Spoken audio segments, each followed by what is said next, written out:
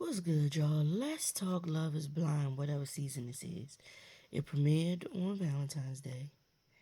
I just started watching it Sunday, I believe. Uh it's a slow burn for me. I found myself tapping the screen to see how much time I had left in the episodes, because to me it was a slow burn. But I really want to quickly talk about a few things that stood out to me. I believe his name was Mason, and he was seeing Meg and Madison. And Madison was keeping her cards close to the vest, but Meg was coming in being happy, showing, you know, and Madison basically figured out who she was seeing and that they were seeing the same person. Also, I noticed that Madison told, I think his name was Mason, I think she told him that she was seeing somebody else. And then she forced him into telling her that she was his top, because she was like, I feel like my connection with the other person is a little stronger, so maybe if you want to go with her, just go ahead, go with her. But as I'm watching it right now, it don't look like she got proposed to by another person, so I'm not sure. All I know is she went in there with him and turned him down. He was excited, he wanted to be her top. And the craziest thing is the other person that she was seeing, um, he had no clue about who she was seeing, I don't think.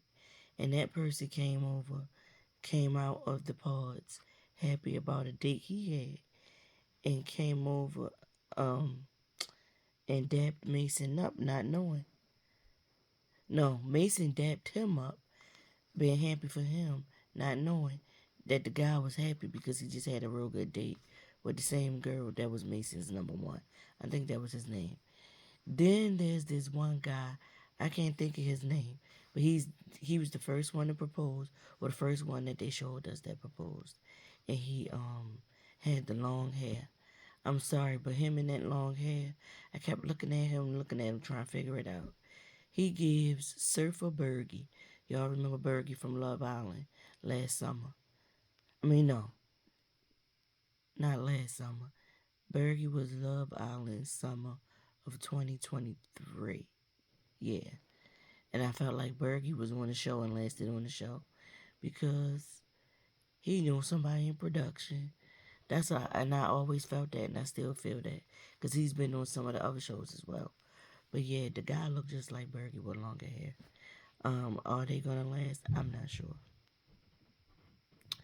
I'm not sure if what was her name? Jen. I mean, no, not Jen. It was another love triangle kind of. I don't even like the concept of the women liking who they like and then giving the guys the option. But I guess that's how it's going to be. Like giving the guys the option to pick and choose which one of them he really want. Because I feel like, girl, like you don't got to be somebody's second option and stuff.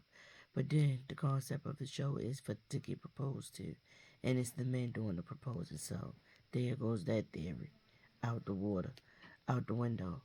But Lauren, who was it? Lauren. Wait a minute, did I got these girls mixed up?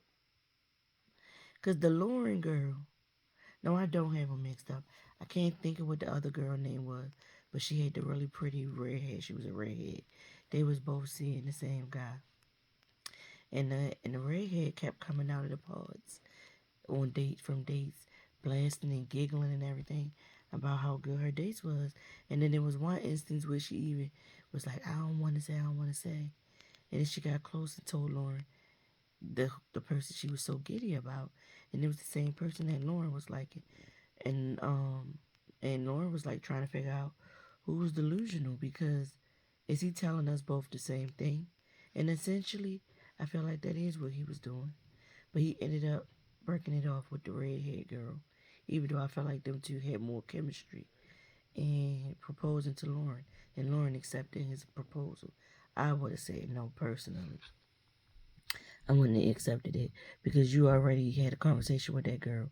And you already know that y'all felt like he was not saying the exact same things to both of you, but he was both leading you to believe that you was his number one, to make sure he still had somebody or whatever, and you accepted that. And I don't even know if I believed the connection when y'all saw each other face to face doing all that kissing and stuff.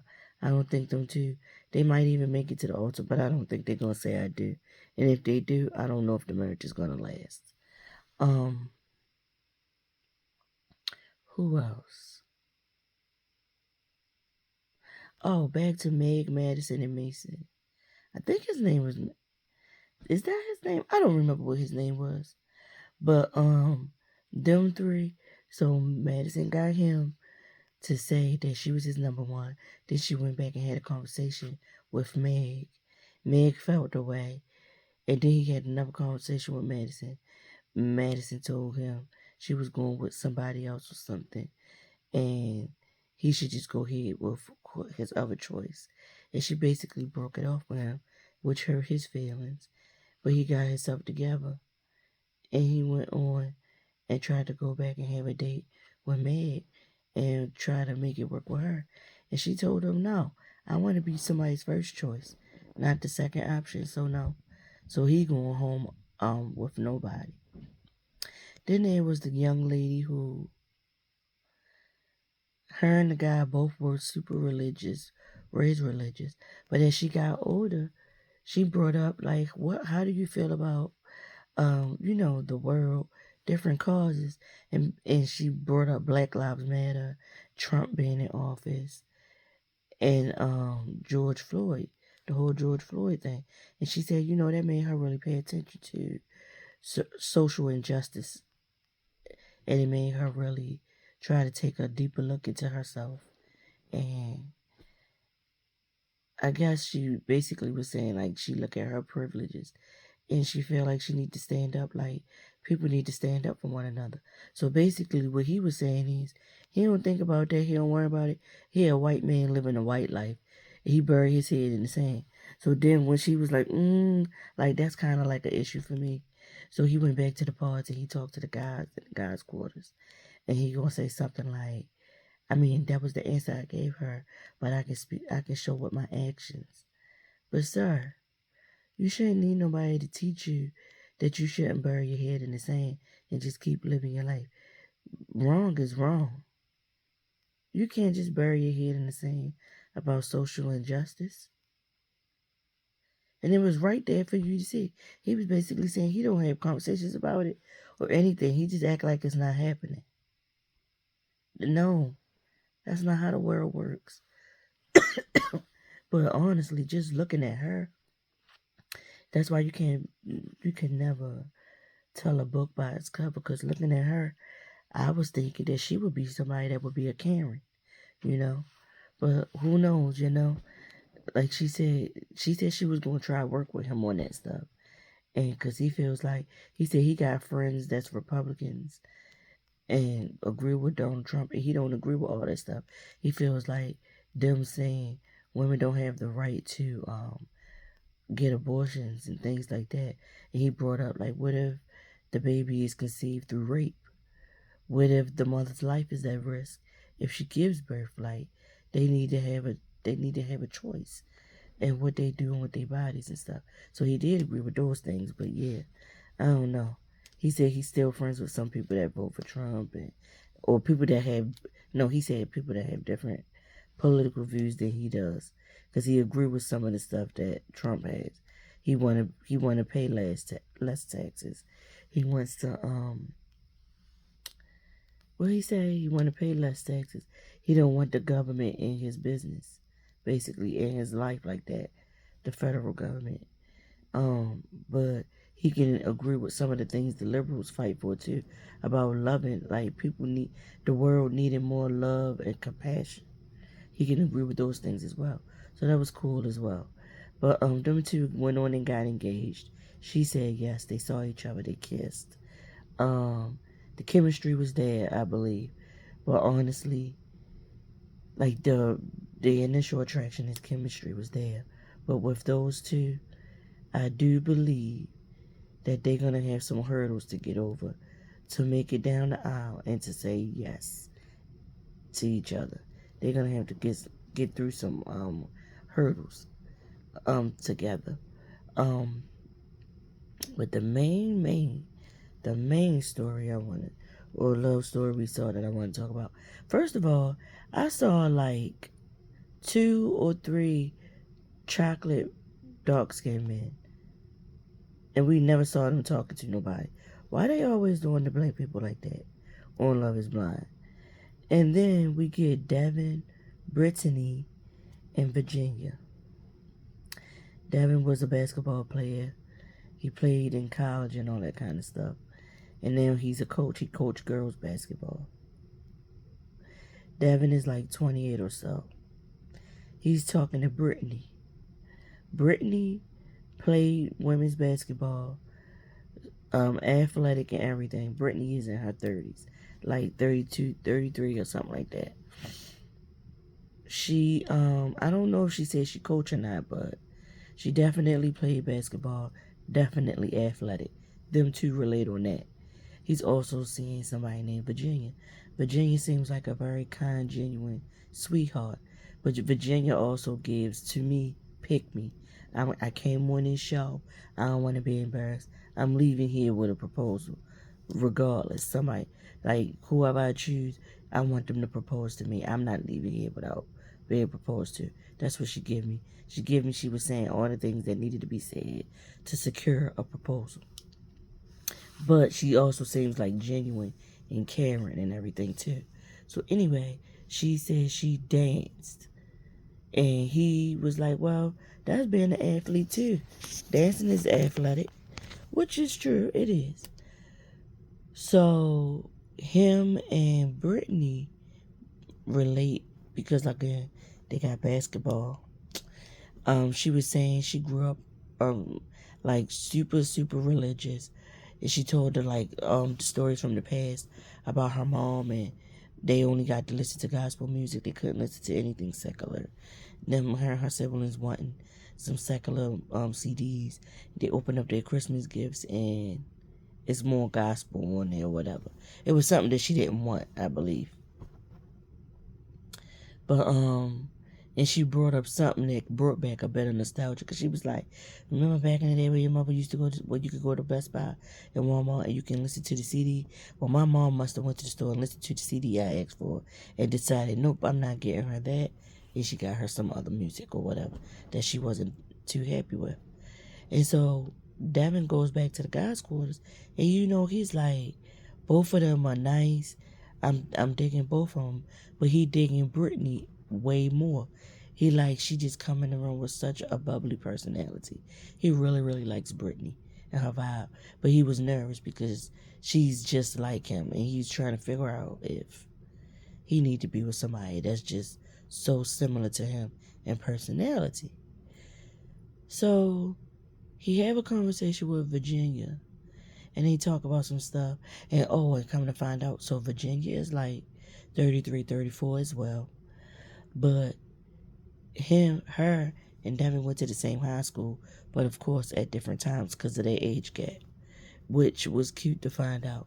So he asked her where she sees herself in 5 years, and she said she see herself in a whatever the name of the school was, a t-shirt with the school name on it, pregnant with a baby on her hip, and working the concession stands for the games and stuff like that. Because remember, he coached girls basketball now, and I'm guessing he coached at that school or something like that. So he was like, oh, okay, I got you. So he confides in one of the guys, I don't remember, but his issue is that he feels like him and Brittany are exactly the same, but he feels like Virginia is holding something back, and not, he feels like for him to be able to propose to somebody, that he has to know everything. And at this moment, he don't feel like he knows everything about her. But my whole thing is, you can't know everything. But he feels a sense of hesitancy on Virginia's part. Like, he feel like she not keeping it real with him.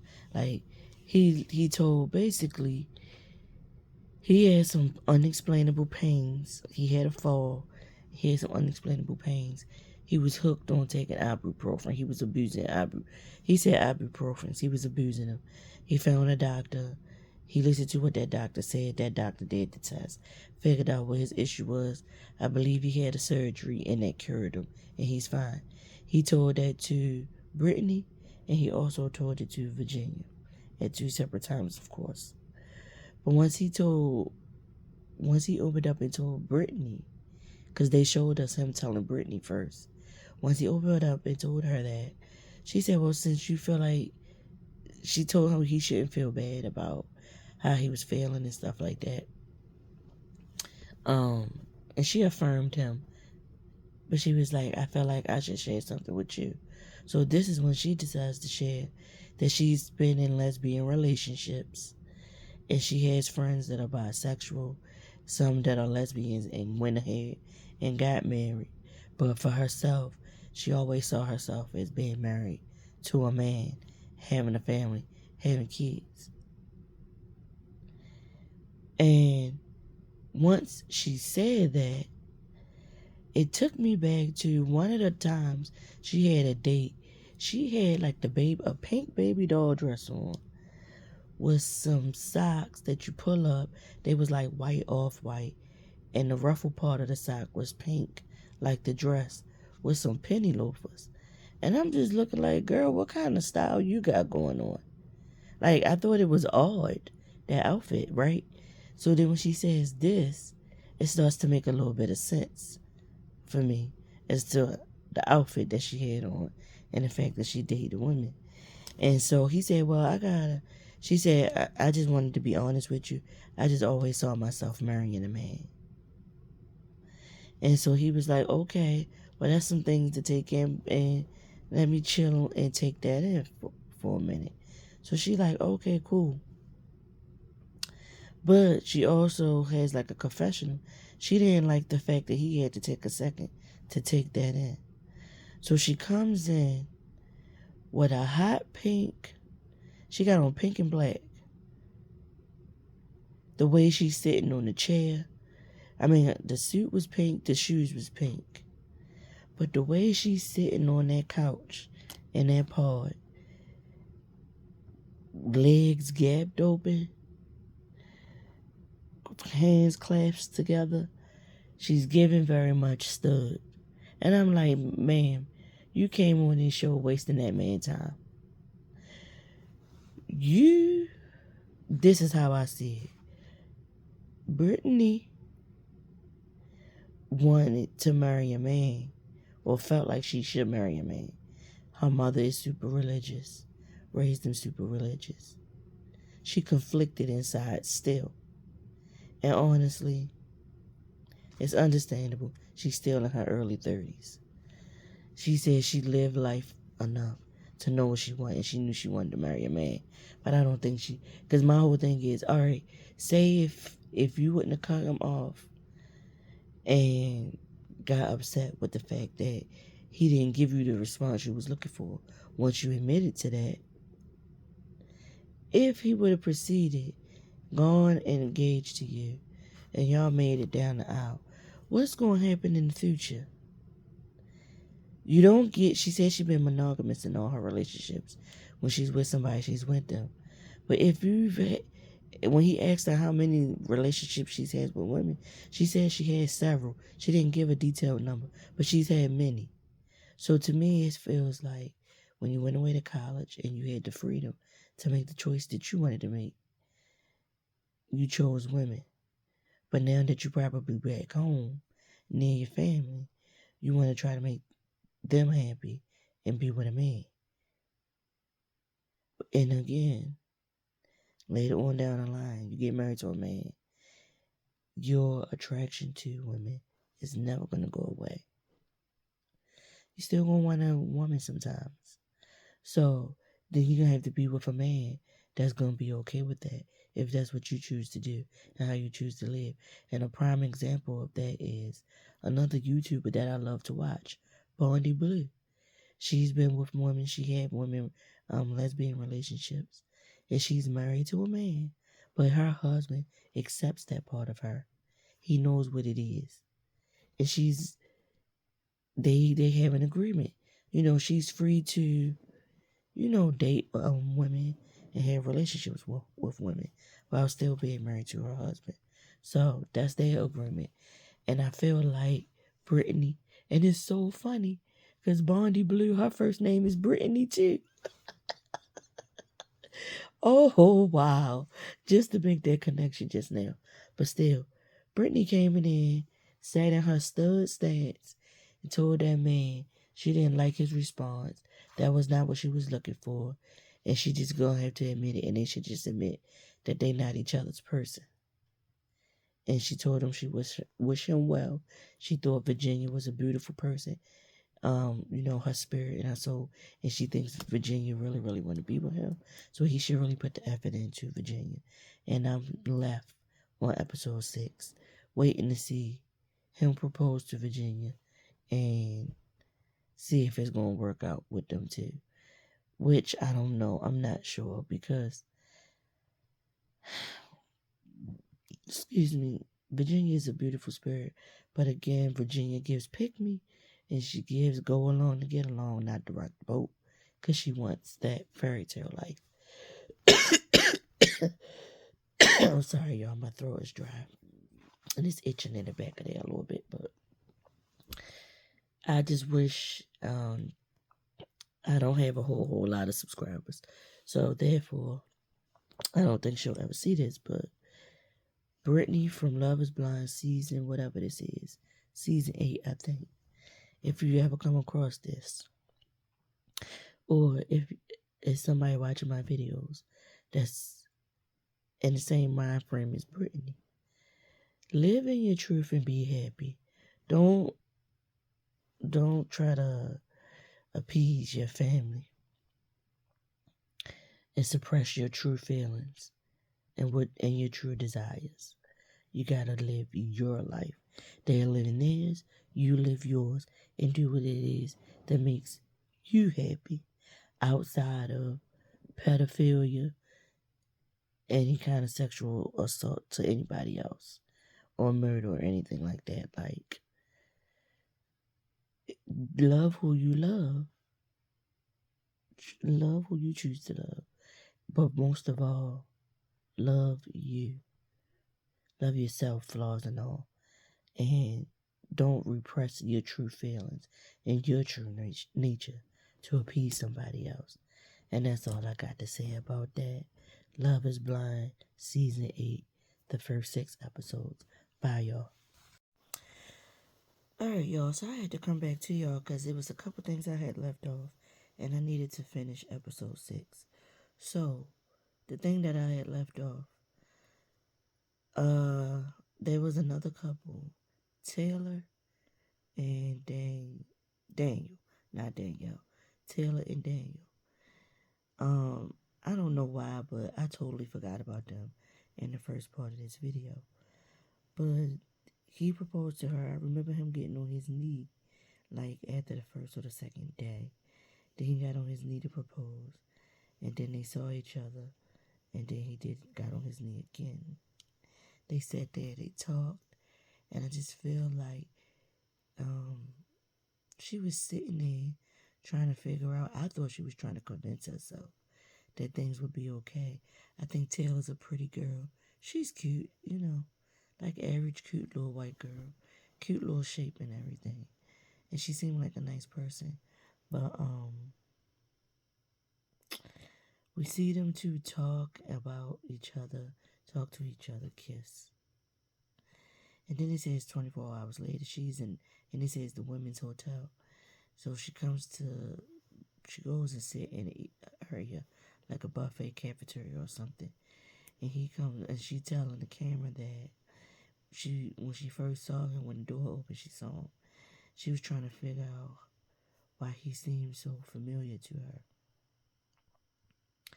She says that she was trying to figure it out, and it came to her that he looks like the guy who friended her on social media, like just before they came to film the show. And then like he like followed her and then unfollowed her. She was describing that he was sitting in a chair, legs crossed, drink in his hand in front of a Christmas tree. She asked him about it or whatever. He said he don't have any pictures like that. He do have a picture sitting in front of a fireplace. He did not have a drink in his hand. And she said, "Was it you that followed me on social media and then unfollowed me?" And he was like, "No, I wouldn't have done nothing like that or whatever." So it goes off, and we're gonna have to see in the next group of episodes what comes of it. But the crazy thing is, I do recall when episode 1 came on, I do recall something happening where somebody was saying, like, I met up with the person I slept with or something like that just before I came here. So, did I hear wrong? Did they say they slept with the person, or did they say the person reached out to them? Because the way she's describing it, that he just followed her on social media and then unfollowed her. But I could have sworn somebody said that they met up with somebody that in the pods, somebody that they had slept with. And they slept together just before they came to film this show. So I'm trying to figure out if that's her or not. Also, I want to say Madison, she was talking to the guy, Alex. Alex, she said, was her number one. And you know what, now that I think about it, he probably was. Because she had this little thing that she called Bailey. And it was like a teddy bear alien or whatever. And she gave it to him for a night, told him he could hold it. It was like a comfort thing for her. She's the eldest child of a young mother who had her young, went on to have more kids. The mother had issues with addiction or something like that. So she always had to be the parent to herself, to her parents, and to her younger siblings. So she's had a lot of pressure on her.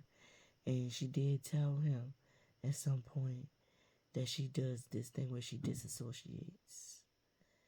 And like, just be like, basically mentally telling herself, just push through and do what you gotta do to get through the day. And stuff like that. And he led on that he might have issue with that. Because he was like, is that going to cause a breakdown in communication, basically? Or are you going to like drift away and pull away from me? She said no. He said, is there anything I can do to help? She said no, it's something I got to figure out for myself. He left it alone. So when she broke it off with Mason, Mason came back. He's hurt. He's red in the face. He cried a little bit, I believe. Alex was there listening to him and talking to him. And he gave Alex his side of the story. So when Alex and Madison go meet up in the pods, she thinking it's going to lead to him proposing to her. And I feel like she was real cavalier with Mason and everything. Like she had a little feeling for Mason too. I feel like Madison wanted to be the it girl that everybody wanted. And it stemmed from her life.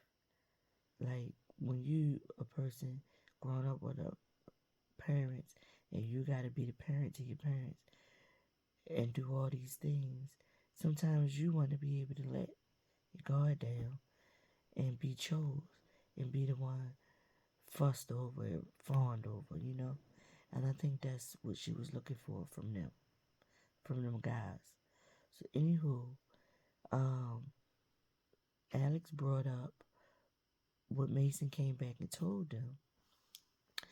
And she felt the way about the fact that he said that he's sympathetic. He can understand Mason's side of the story as well as understanding her side of the story. And she felt the way about that. And she started cutting him down or whatever about, I just wanted you to tell me that, you know, that it was wrong for him to do that. Because everybody's here to make a choice. And he was just like stringing both of us along. That is what the premise of the show is. String two people along till you decide which one you want. The same way that you were stringing him along, Mason along, knowing or feeling like you had more of a connection with Alex the whole time. Also, is Alex the one who said he was quiet, he was introverted, he got bullied growing up? Yeah, I think he is the one. And like now he looked totally different than what he looked like growing up or whatever. And he is very cute, he's very handsome. But I do like that he has compassion for other people. And he is understanding. So again, she kinda like is a mean girl. She was kinda biting his head off about the fact that he kind of sympathized with Mason as well and her. Like, he understood both points of view, and she couldn't grasp in her mind that he understood both points of view. So that's when he decided to, before she could say it, he said it. I don't think that we should see each other, because he was like in our relationship, if like, where do you see us in the future? Because she kind of like, she got irritated. She was annoyed that he understood Mason's point of view. She started hitting her nails on the side of her glass. He tried to change the subject. She wasn't really into it, but he was trying to change the subject. So he was like, I've been through relationships where there was a breakdown of communication, and that's my number one thing. I don't want to go into a marriage or an engagement when the communication is lacking. And that's what I feel like I'm experiencing right now. So he broke it off with her, and she was hurt. And she came back into the women's quarters and was like, it's over, I'm leaving. And she kind of like had tears in her eyes. And she went to go pack up and leave. And she like tried to take it on the chin and show she was strong and handling that. But you can tell it bothered her. And she was hurt about it or whatever. But yeah.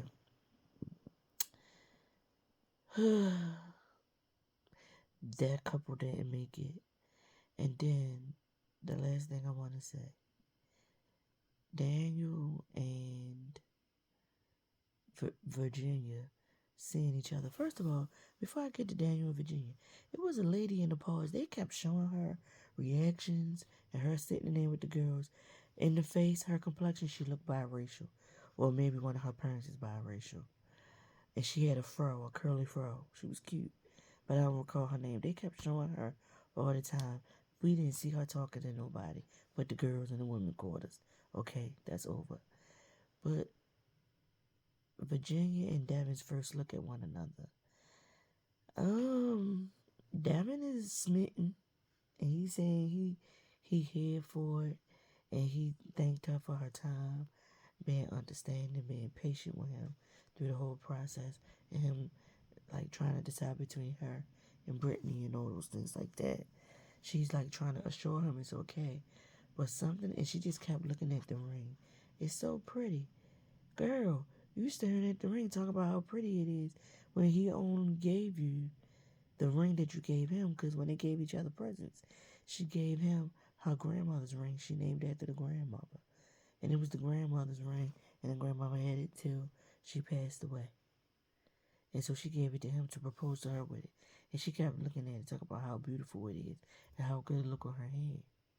And I'm like, so are you into the fact that somebody proposed to you, or are you into him? Because it's given you're not into him. You into the fact that you got proposed to. And I don't think her physical attraction at first look is not the same as it was behind the walls. I don't think they're going to make it at all. I don't think they're going to make it. I don't think she's feeling Devin. Whatever it is about the way he looked, I don't think she's feeling him. I don't think they're going to make it. And at this point, I'm really done. Oh, yeah. Another thing. Somebody came through the pause after they got proposed to. Or was it when Madison came out and said her and Alex broke up? Brittany, they showed Brittany still being in the pods. So they shoot this all kinds of ways and show us the proposals and stuff in any old order. Because at this point, Brittany should have been gone already. She had already broke it off with Devin by the time we saw this. But yeah, Put your thoughts in the comment section about what y'all thought about these first 6 episodes of this new season of Love is Blind. This is also the season that Chelsea, who married Kwame, even though she keep calling him Kwame, she had something to do with the casting for this season, if I'm not mistaken. Yeah, she did. I think she said she had something to do with seasons 7 and 8 casting, I believe. But do y'all think that Taylor and Daniel gonna make it, or she gonna leave him alone? What y'all think gonna happen? And who do y'all think gonna make it as a couple? Who gonna even make it to the end to get to the point of walking down the aisle?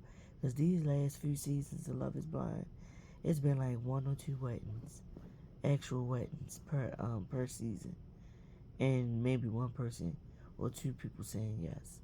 So let's see. I'm here for the ride. Again, y'all let me know your thoughts and views in the comments, and I'll see y'all later. Peace.